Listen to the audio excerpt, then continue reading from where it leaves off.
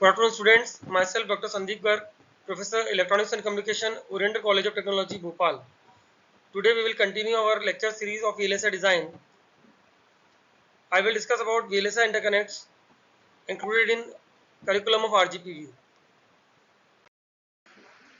Now, first of all, chips are mostly made of wireless called interconnects. As we can see from here, these interconnects are different layers, and these alternating layers run orthogonally. Now, wires are as important as transistors. The important thing for wires are speed, power, noise.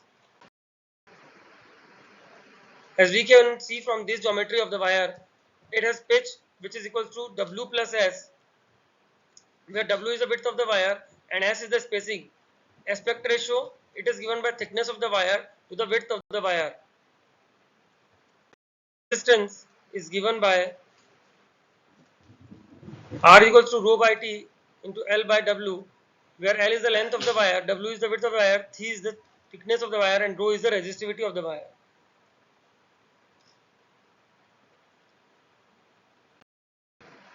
Now, there is a capacitance between the two wires if they are run parallelly.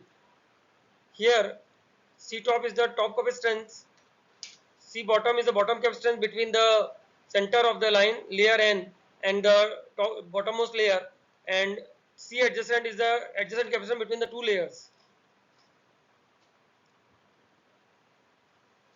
These are the wire capacitances per unit length. So, capacitance is between the neighboring wires as well as the layers on top and the bottom of the wires. Now, when the signal travels through the wire, then it has some delay. So we can estimate the delay of the wire by knowing the resistance of the wire.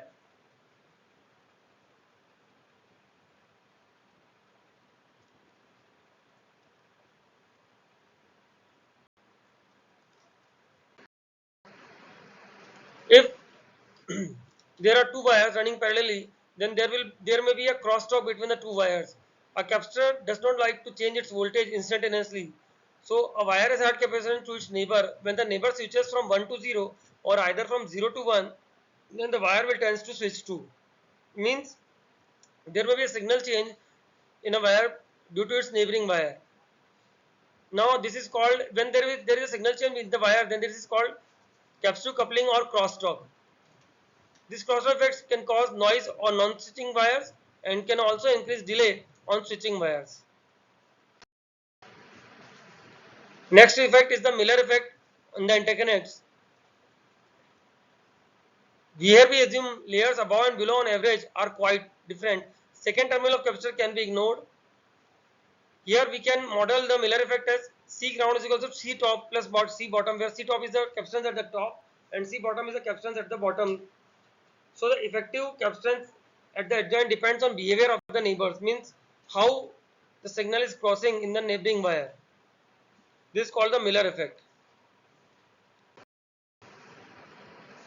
Now crosstalk noise. Crosstalk noise on non-switching wires, and if the victim is floating, then it can be modeled as capacitive voltage divider. It is given by delta victim is equal to C adjacent upon C ground V plus C adjacent to delta V aggressor. Here we can see the model of the crosstalk noise. Thank you.